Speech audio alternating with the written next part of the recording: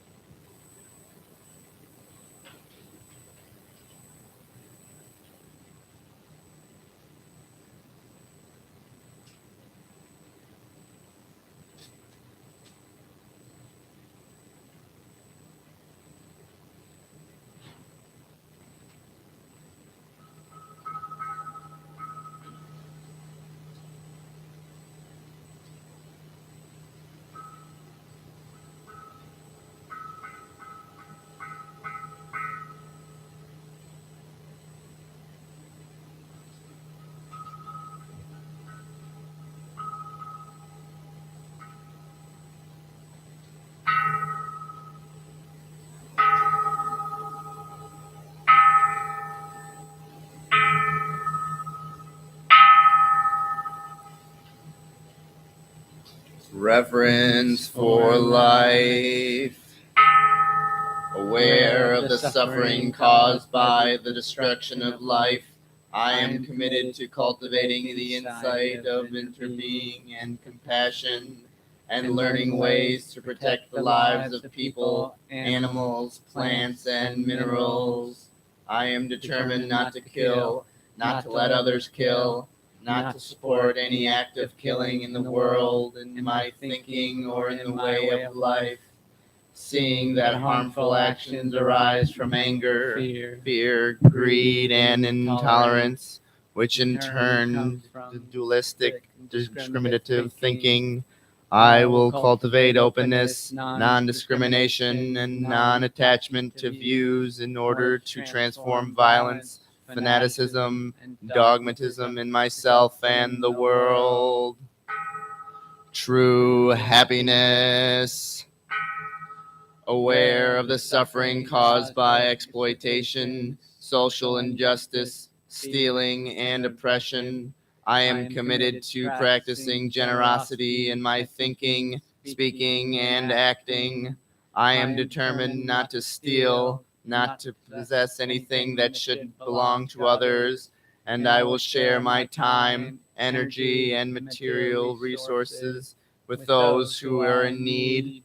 I will practice looking deeply to see that the happiness of the suffering of others are not separate from my own happiness and suffering, that true happiness is not possible without understanding and compassion, and the running after wealth, fame, power, and sensual pleasures can bring much suffering and despair.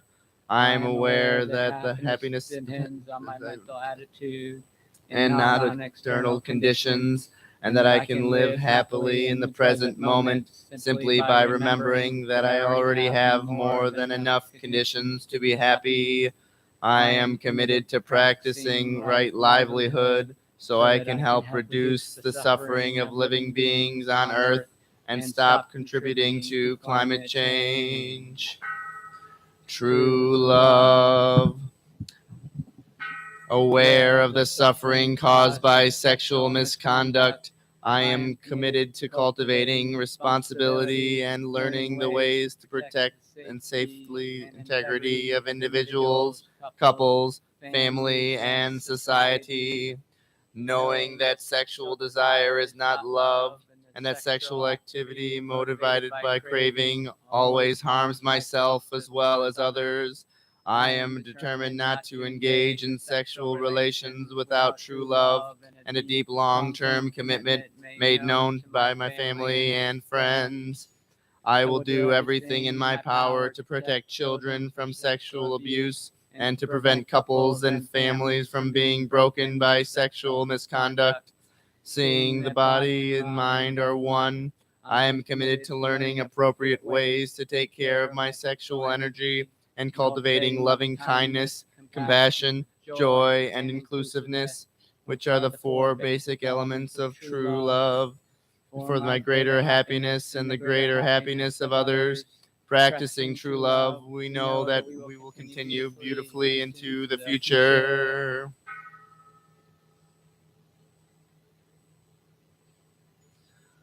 Loving speech and deep listening. Aware of the suffering caused by unmindful speech and the ability to listen to others, I am committed to cultivating loving speech and compassionate listening in order to relieve suffering and to promote reconciliation and peace in myself and among other people, ethnic and religious groups, and nations. Knowing that words can create happiness or suffering, I'm aware. Truthfully, using words to promote and inspire confidence, Joy and hope. When anger is manifesting in me, I'm determined not to speak. I will practice mindful breathing and walking in order to recognize and to look deeply into my anger. I know that the roots of anger can be found in my wrong perceptions and lack of understanding of the suffering in myself and in other person. I will speak and listen in a way that can help myself and the other person to transform suffering and see the way out of difficult situations. I am determined not to spread news that I do not know to be certain and not to utter words that can cause division or discord. I will practice right diligence to nourish my capacity to understanding, love, joy, and inclusiveness, and gratitude for anger, violence, and fear that lie deep in my consciousness. Nourishment and healing.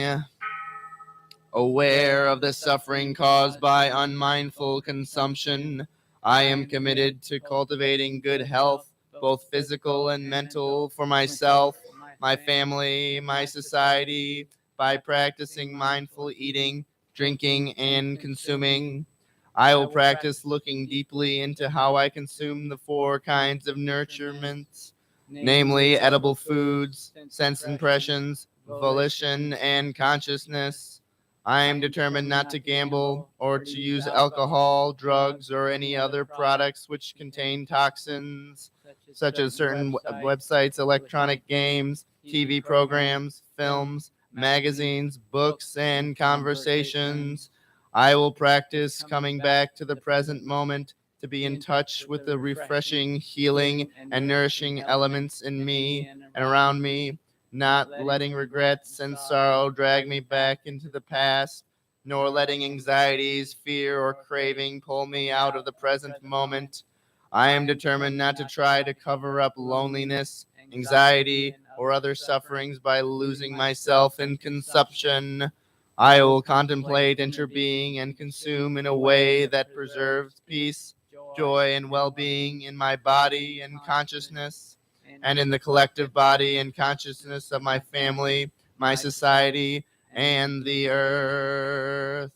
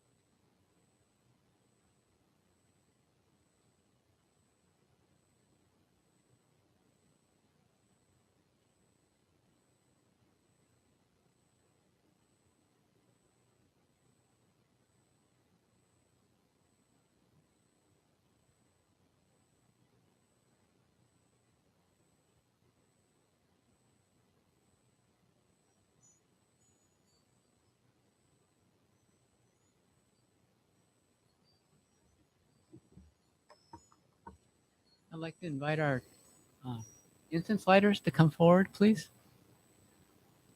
As soon as they get set up, we'll be doing the incense offering. Should be on the inside cover of your chant book.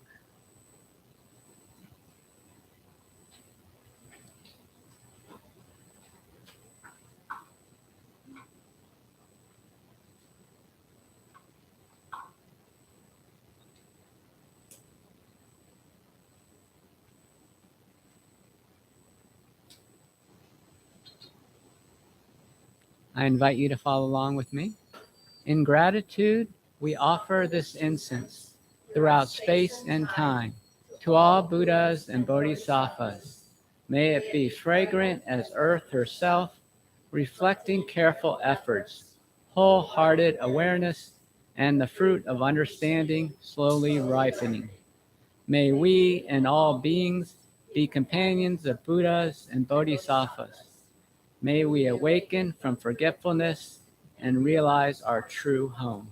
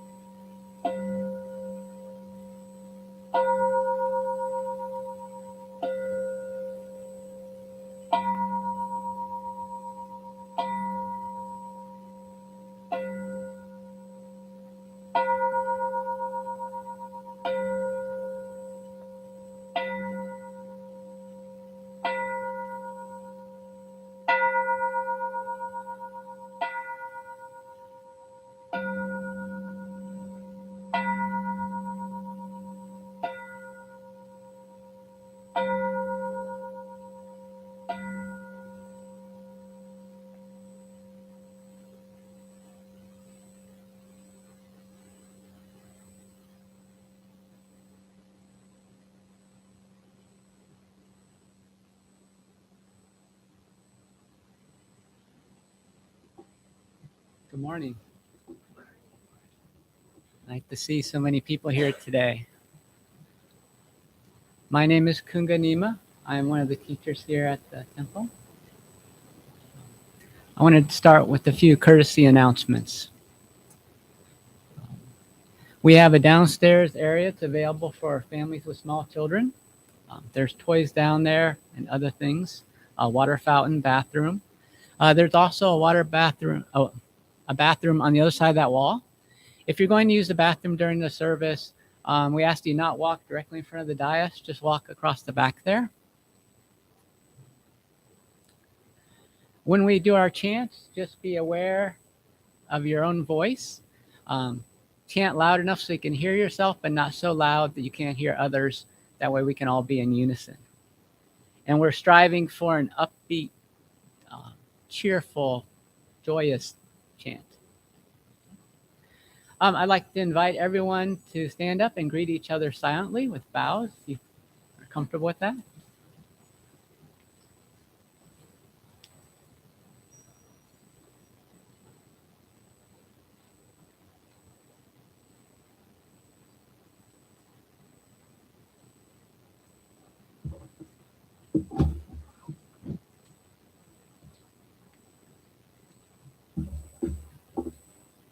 And remain standing, please. We'll be doing the next chant, three refuges, 8, 7, and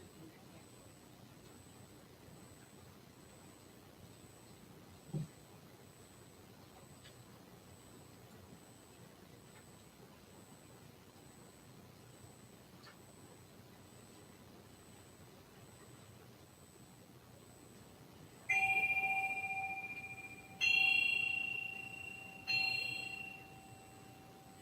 Go for refuge to Buddha, my deeply awakened mind, the living source of understanding and compassion, which must be cultivated to be known fully.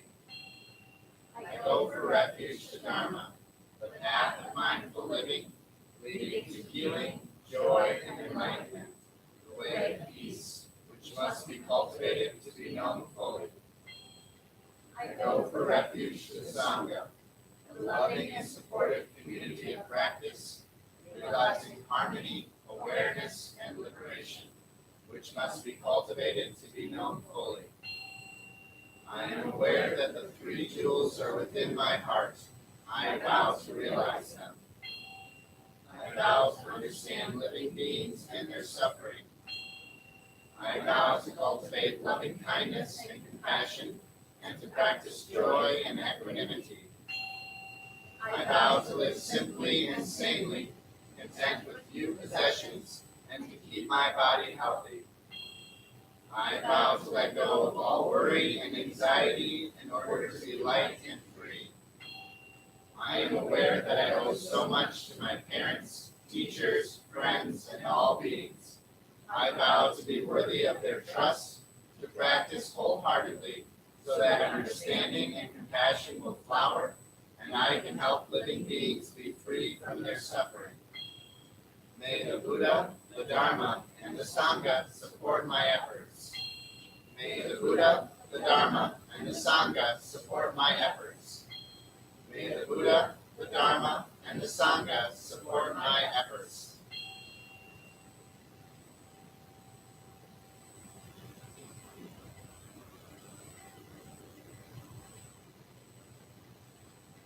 If you turn your chant book over to page 8, we will chant Heart Sutra together, beginning with the title.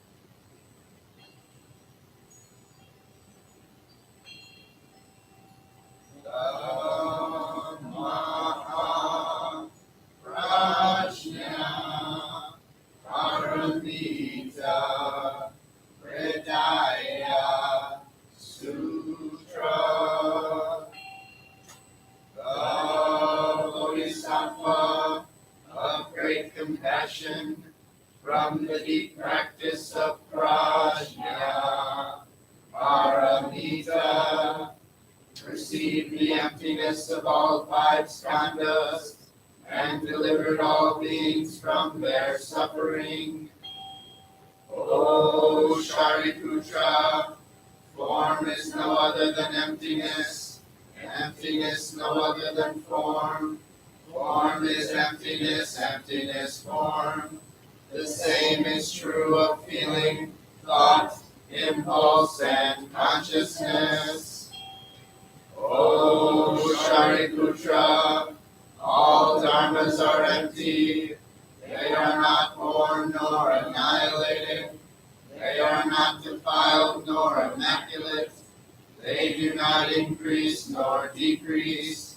So in emptiness, no form, no feeling, no thought, no impulse, no consciousness, no eye, ear, nose, tongue, body, mind, no form, sound, smell, taste, touch, or objects of mind, no realm of sight, no realm of consciousness, no ignorance, nor extinction of ignorance, no old age and death, nor extinction of them, no suffering, no cause of suffering, no cease from suffering, no path to lead out of suffering, no knowledge, no attainment, no realization, for there is nothing to attain.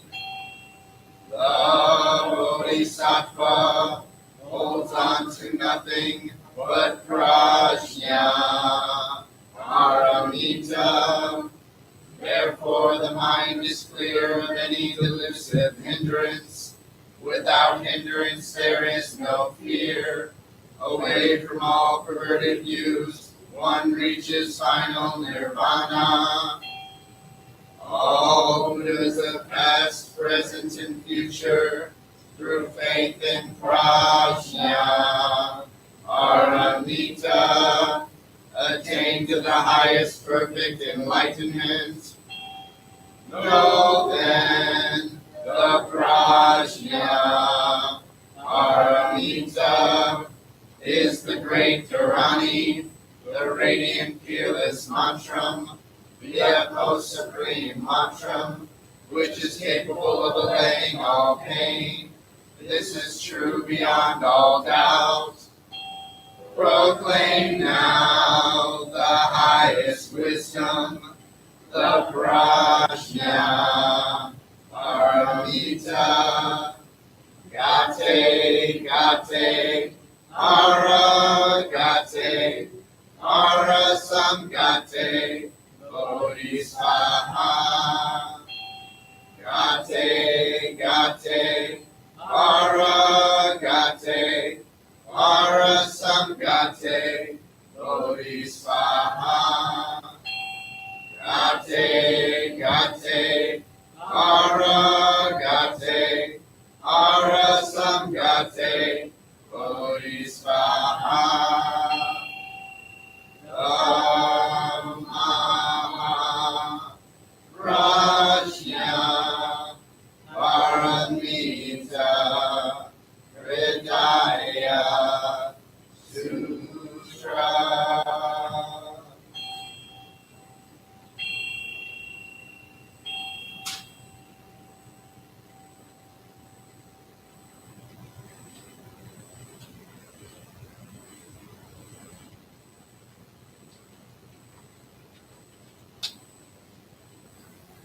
Please be seated.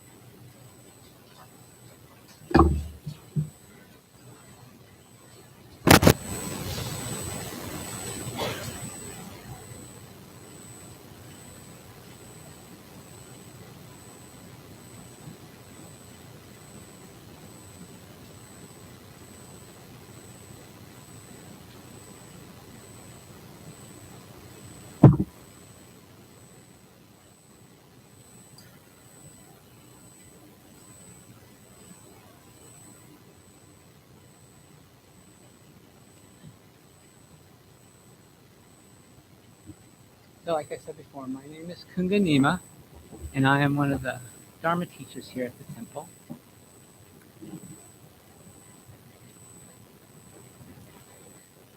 Before I got into my talk today, I just wanted to say a few words about why Reverend Kajisu is up here. So you probably noticed during this month that we've oftentimes had a second teachers up here on the dais. And so we're calling that second teacher our Ananda, which is Ananda was the number one disciple of the Buddha, his attendant. And the idea was that maybe take a little pressure off the person giving the talk to have another teacher present who could help with the bell chants, make sure that we had incense lighters, and just provide that extra support. So thank you, Reverend Gaji Su, for being here and joining me today.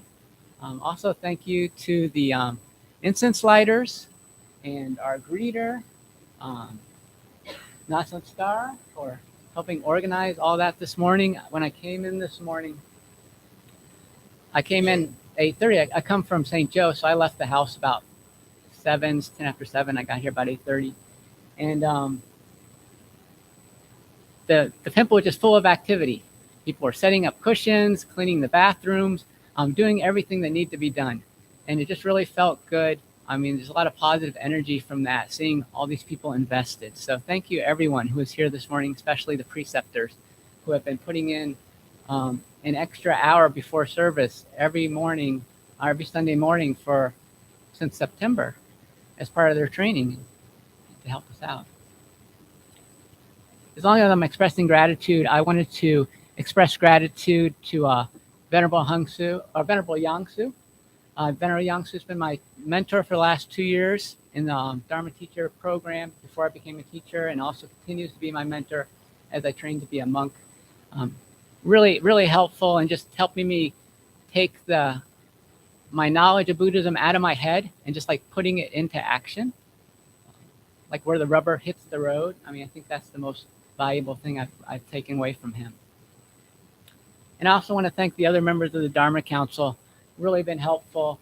You really can't do it by yourself, and we've all been working together to kind of come up with traditions and make sure things go smoothly here on Sundays for you all, the Sangha. And so I really wanted to thank them all.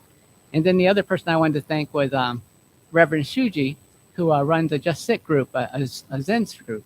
And I've been sitting with her for a couple of years now. And some of her students, Sanshin and Shinkyu, are familiar with you all because they're also in that group and they're members of our Dharma Council here too. So they've all been a great help. So today we're celebrating Ullambana Day. And the title of my talk is How to Save Our Ancestors. And I wanted to start out the talk by reading from the sutra, one of the translations I found online. What is Ullambana Day? You know, just basically this is the sutra where the holiday is developed from.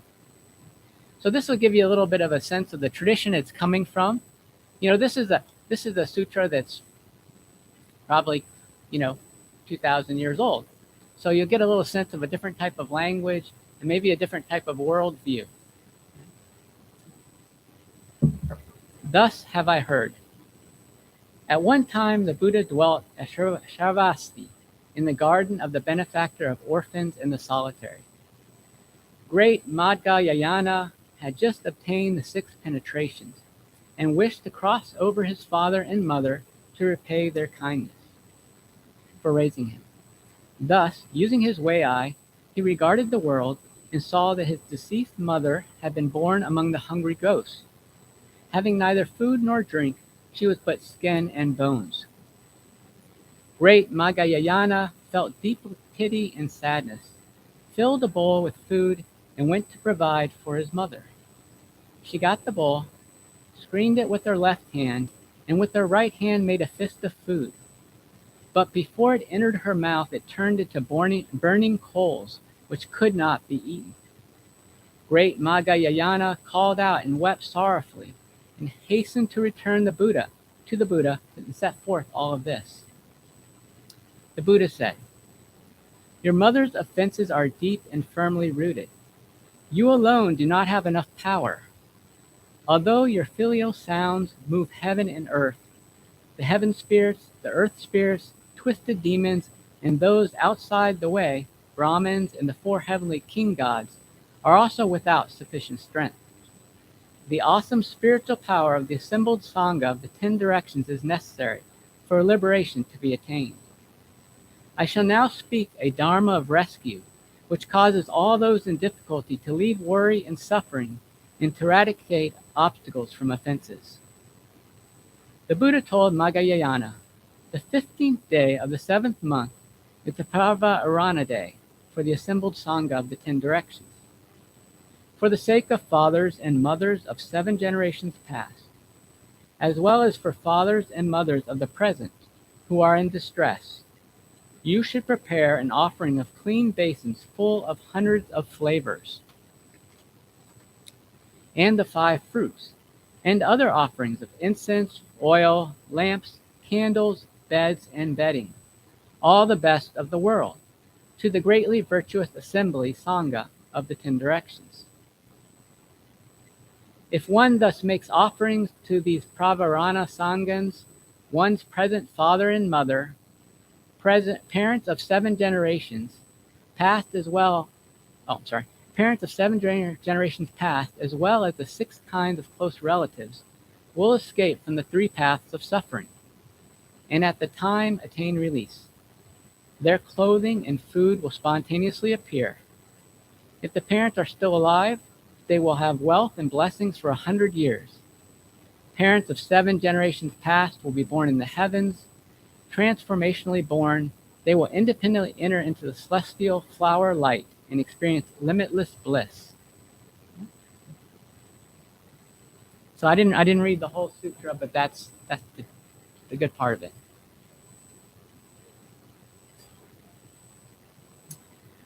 So it's a different kind of world being described than I think we're used to. It's a world where disciples of the Buddha develop psychic powers, and they can see, what happens to people after they die.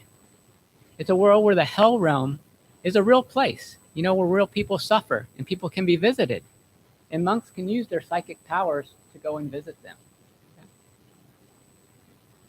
So myself, when I read stories like this,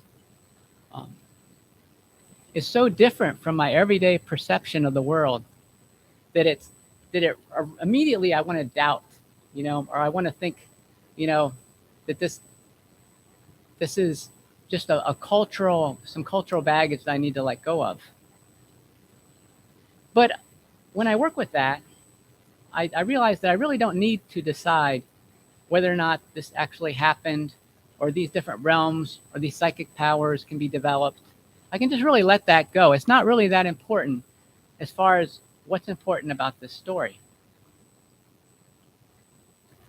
So the title of my talk is How to Save Our Ancestors, because that's what the monk Madhyayana is attempting to do. He wants to save his mother. Because of her karma, and the Buddha didn't tell us what the karma is. He just says deeply rooted. I heard another teacher, he described the mother's bad behaviors as gossip and slander. So it kind of fits in with the 4th precept with our preceptors are studying right now, right speech. So because of her bad karma, because of her engaging in gossip and slandering, after she died, she was born in this hell room, the hungry ghost realm. And traditionally, this is a realm where people are reborn with needle-thin necks and huge barrel-shaped stomachs. So they have this huge appetite or desire which can never be satiated because they can hardly get anything down their throats. So that's their karmic punishment.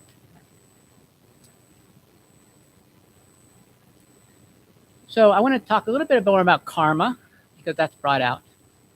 There might be some people not familiar with the idea.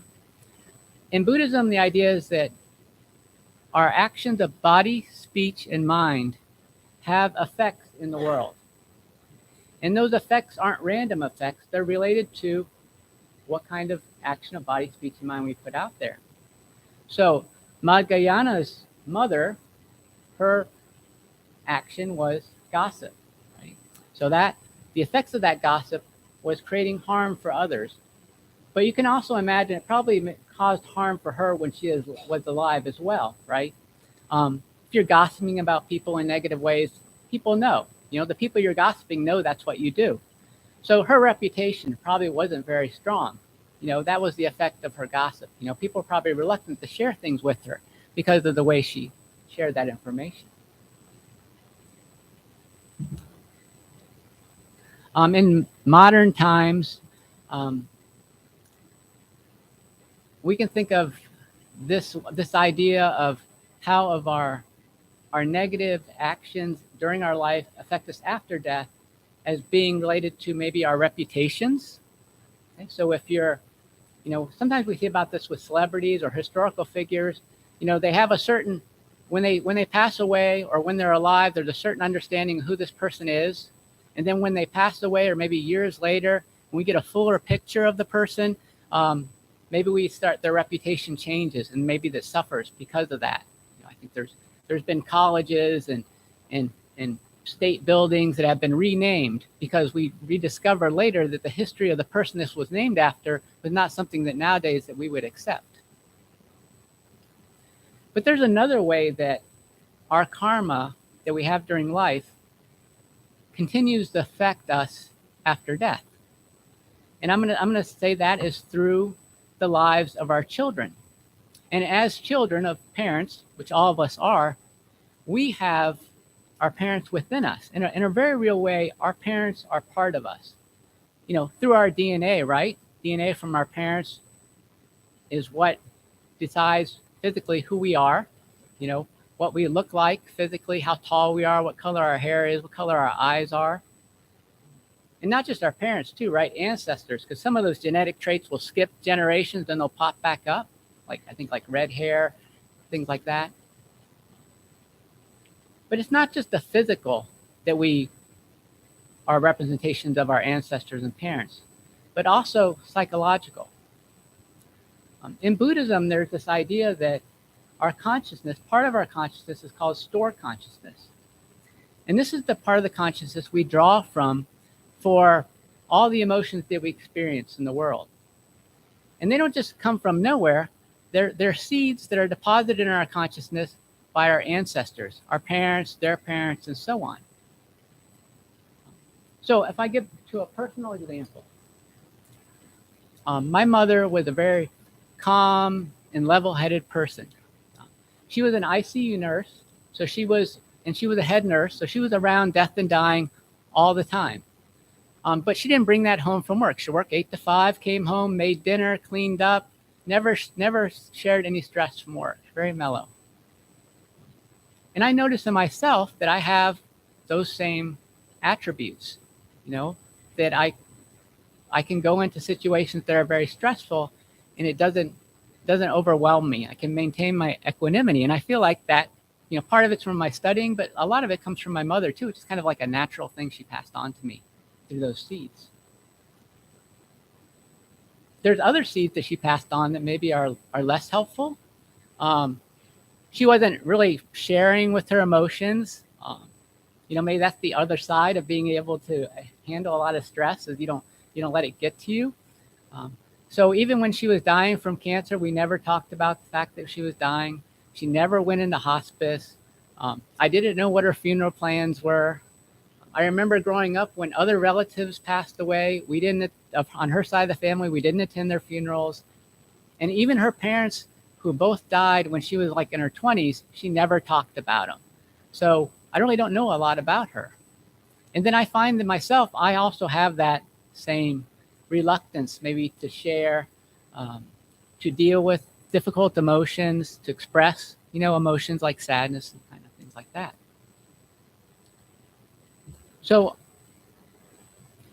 that is the karma. I can think of that as karma from my mother that's still active in me. That's the way that my mother is still alive in me today, even though she passed away 20 years ago.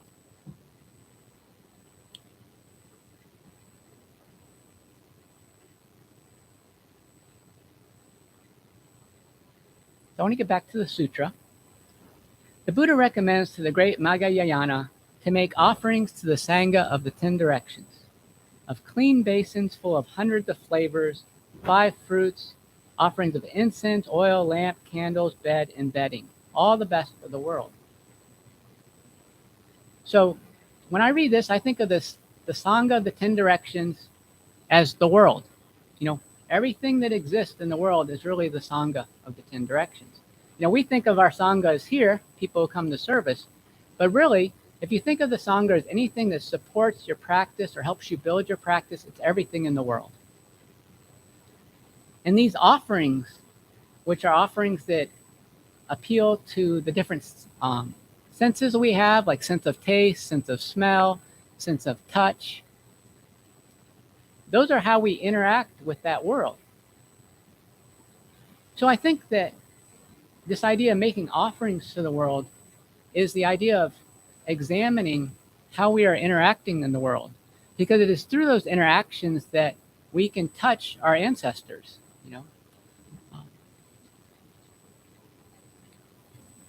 So our mindfulness, that's the idea. When we bring mindfulness to each moment of our experience, especially those emotional experiences, make us sad or make us happy or make us angry, we can think about, where's this coming from? Not just like where I see here, these causes and conditions immediately, but looking deep into myself, where is this habit for reacting in this way? Where is that coming from? Is this a habit that I saw in my own parents? Or when I do this and act in a certain way, people say, hey, you're just like your grandfather. He would do the same thing. Or your grandmother, she did the same thing. She knew how to cook like that. These habit energies, these things that we do without thinking, they come from someplace.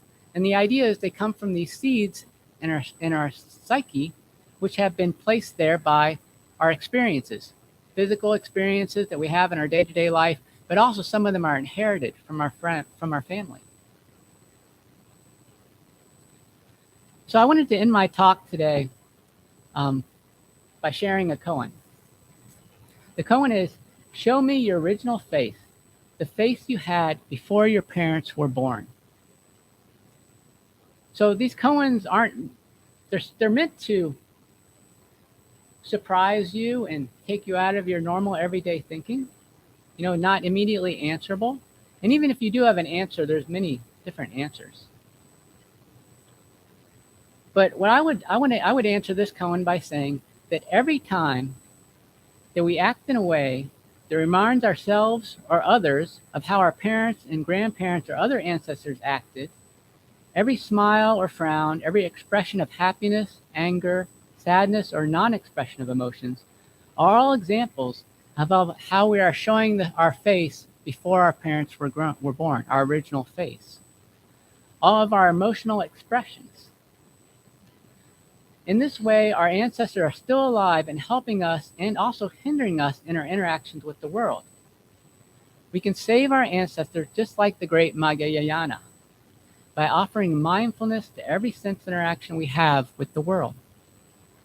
By looking closely and examining how we are reacting and responding to what we see, smell, taste, hear, and think about.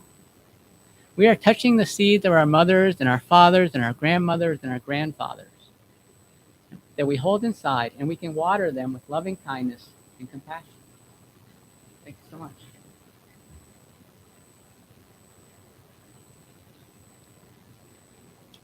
So let's have our seated meditation. And just normally in our meditation practice, invite you to get into a comfortable posture.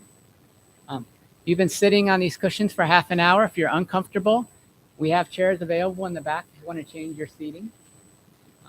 Try and sit up straight, shoulders back and relaxed, hands placed in your lap comfortably. Having your eyes open but directed down in front of you, a soft gaze. Start out just by following your breath as it comes in into your body it could be through your nose, it could be through your mouth. Some people are more comfortable feeling their breath in their stomach or their chest. It's really wherever you can feel your breath, where you don't feel like you have to control it. Just you can be just like kind of a neutral observer. And then as you do that, if you want to tighten your concentration, you can count your breaths. So with each in breath and each out breath, count silently to yourself 5. and then 4, 3, 2, 1, and then start over. And just try and maintain that count throughout. If you feel like you have a good concentration, you can naturally just kind of let that go and just be aware of your breathing. And I'll sound the bowl 3 times to start and 3 times to end.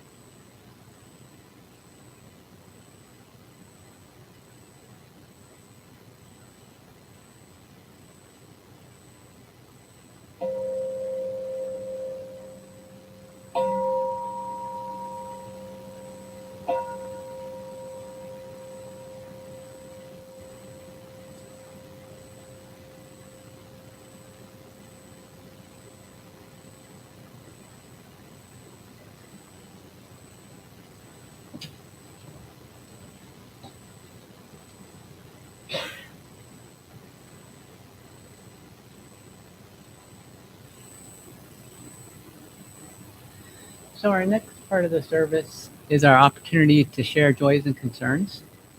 The idea behind this part of the service is to give us a chance to experience the four immeasurables. So loving kindness, compassion, joy, and equanimity. So loving kindness, just a wish for other beings to be happy. Compassion, the wish for the relief from others that have some suffering. Sympathetic joy, the ability to share in the happiness of others, just reinforcing that. And equanimity, just to be able to experience life in all its diversity, all its highs and lows, without being knocked around by them. Like that we can kind of ride the waves. If you think of the waves in the ocean as being a metaphor for life, and we're kind of going up and down with the highs of happiness and the lows of sadness, and we can just ride that wave like a surfer, and we don't have to be thrown off and lose control of what's going on just because we're experiencing some extreme emotions. So if you'd like to share a joy or a concern, just put your hand up like that, and we have a person bring the mic, and have one over there first.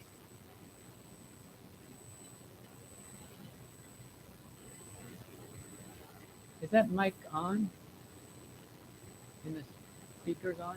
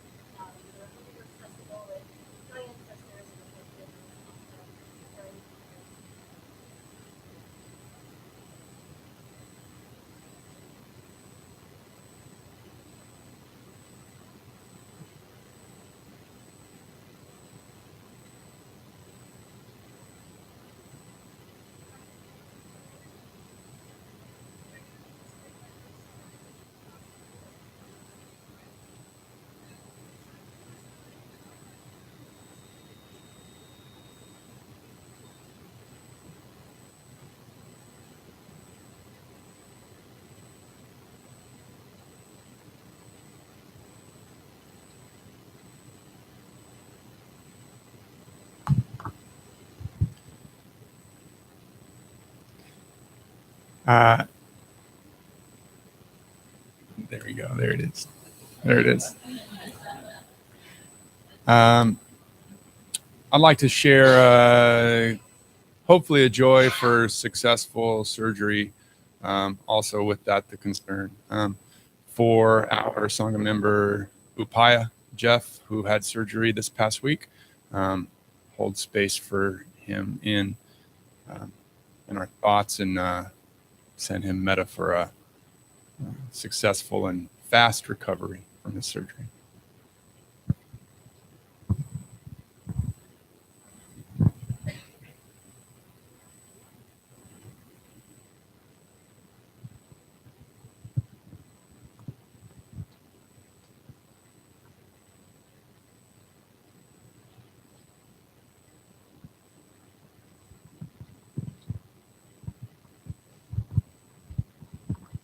Hello, everyone. My name is Gajisu, or Shane. I have a joy, sort of concern, not really too much of a concern, but the joy was last weekend I was part of a retreat, and I had the opportunity to, one of the people that joined on the retreat was the chaplain that was was the chaplain for my grandma when she was passing, which was very amazing synchronicity. But the concern is my grandma passed a year ago, and I'm still like reeling from that, but just honoring her. And a couple nights ago, I had a ancestor dinner with a bunch of friends honoring our ancestors, and that was really great just to come together, share food like we will today after service, and then also offering this shrine over here with a candle burning, Jizo. That is our ancestor shrine where we can honor our ancestors, and I invite anyone who has any trinkets or anything that is memorable or meaningful to them to to lay it on the altar and just as an honor. That's what that's there for. So thank you.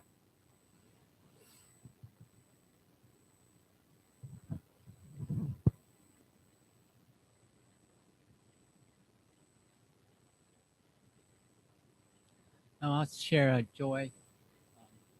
My daughter Audrey's been doing some interviewing. She's in college. She's at University of Michigan. She's getting her doctorate. So after you get a doctorate, you have to go to a postdoc. And so it's like you just go around to different schools that have postdoc programs and you interview. So she's looking at some places in Baltimore, and we're all hoping that she can get a place where her and her fiance can both commute to their jobs from, because he lives in Philadelphia. So she's looking in Philadelphia as well. But that's just a joy for me to see her growing up and being, succeeding in her desires.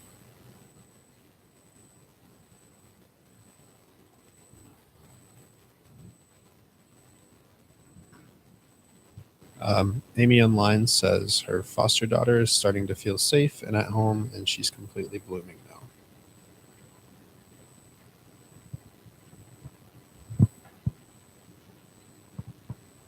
Oh, and I gotta share on Maymay too, because I have two daughters, and I want to be fair. She's a freshman at Michigan State, and she loves college and really enjoying herself there. So this is a joy for her to just be kind of able to transition right in there and just kind of enjoy it. And thank you.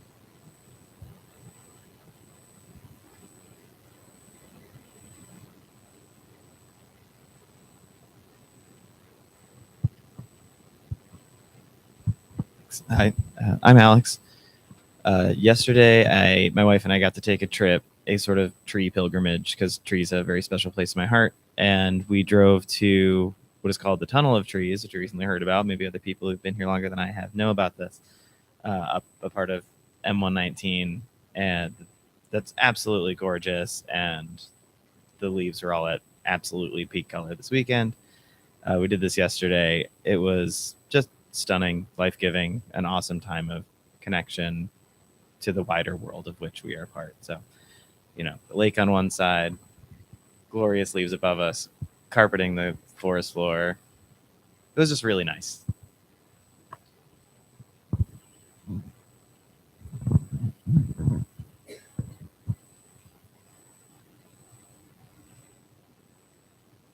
we have any online joys or concerns to share?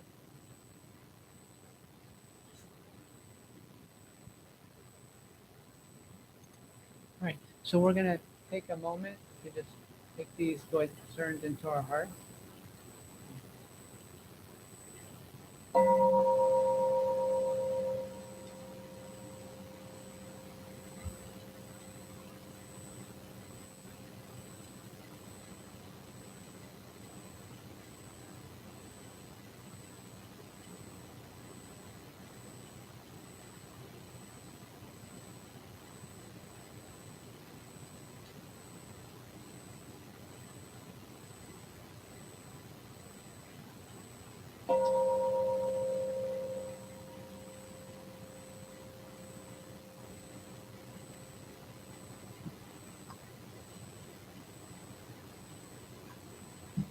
And now we have time for temple announcements.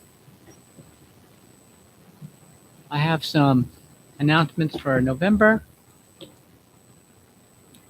The Grand Rapids Temple Board meets on the 19th of November, Sunday, from 11:30 to 1. And Sangha members are invited to observe. If you've completed precepts with the temple, you are eligible to be on the board. And, the board are a necessary group of volunteers that keep things going for us here. Keep the lights on and keep the building rent paid and all those things. Make sure that we're financially secure and we have a nice, warm, lit place to practice. So a really valuable service. Buddhist-based recovery meetings, Monday, 6:30, meditation, 7 p.m. Start the meeting at the temple. Also join via Zoom. Wednesday, 6:30 at the Alano Club, 1020 College Avenue. Fridays, 10:05 meditation, 10:30 meeting here at the temple or via Zoom. And Gaji Su can answer questions about the recovery meetings. We have an online meditation group on Wednesdays, 7 o'clock to 7:45. If you're interested in learning more about that group, just contact myself. It's basically the way the group works is that we start out with the 20-minute meditation. Sometimes we just do a silent meditation. Sometimes we do guided meditations. Depends on what the group is looking for. And then we have time after that to discuss practices and ask questions, things like that. So if you want to deepen your meditation practice, I encourage you to join. Thursdays, we have Dharma discussion group in the morning from 9:30 to 11 here at the temple. And that's going to meet through December 21st. And a reading selection from the Samyutta Nikaya. And Reverend Jing Su is leading that. And you look on the newsletter, he'll have his email if you want to ask him questions about that. You can just show up. You don't, but I would email him if you, because I believe the what they're reading is available online for free.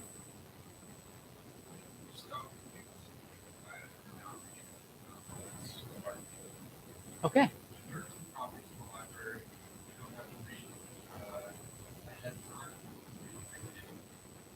How big is that group normally? Okay. All right, great. Thank you. And then there is also an announcement about the auction, but I don't know. Does someone else want to talk about the auction, or should I give that?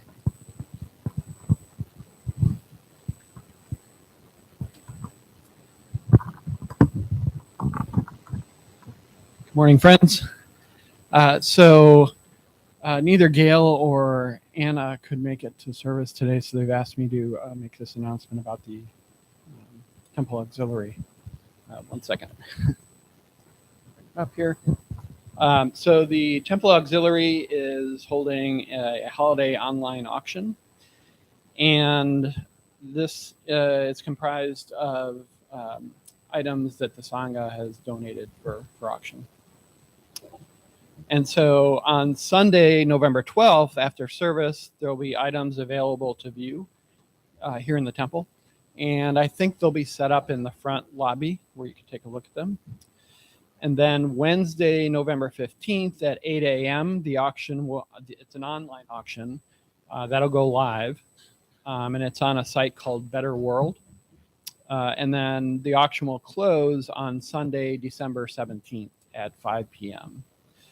And so watch for a special notice that'll be emailed out to everyone who subscribes to the newsletter on Wednesday, November 15th at 8 a.m. when the auction starts. And there'll be a link there to the auction site for you. Thank you. Are there any other announcements, temple-related announcements that we need to provide?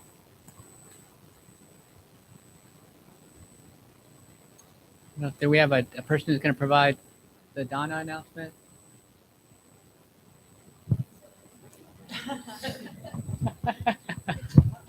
I know. I should know, but I sometimes rely on my memory, and that doesn't work. So anyway, good morning. My name is Kate or Ambo, and I would like to thank all of you for your generosity or Dana, which is central to our Buddhist practice. Without your service donations and monetary donations, this temple wouldn't operate.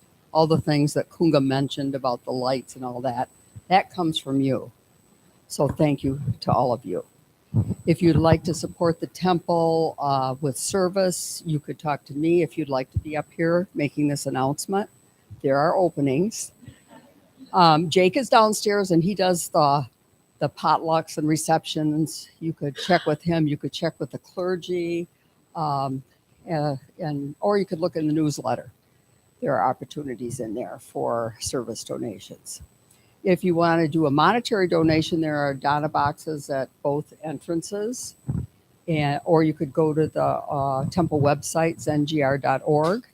And if you're watching online, I need help with this. Where is the thing? Can you help me, Nikki?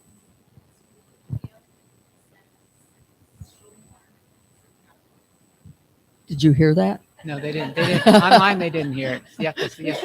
Okay. It's below the image, right? You just go down, there's a drop box where it says more. Show more. Okay, thank you. Thank you, everyone.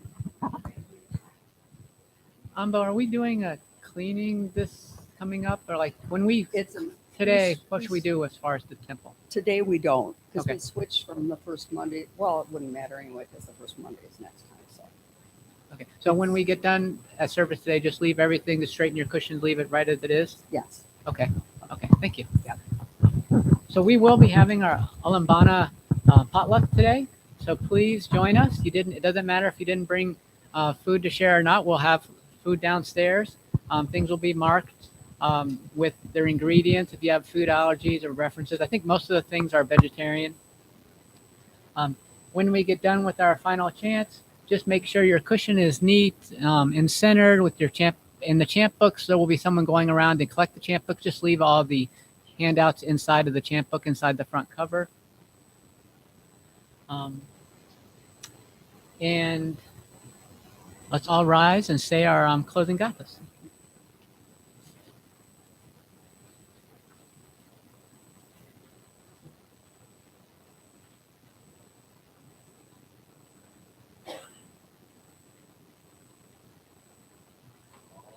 Skillful actions ever committed by me since of old, on account of my beginningless greed, anger, and ignorance, born of my body, mouth, and thoughts, now I atone for them all.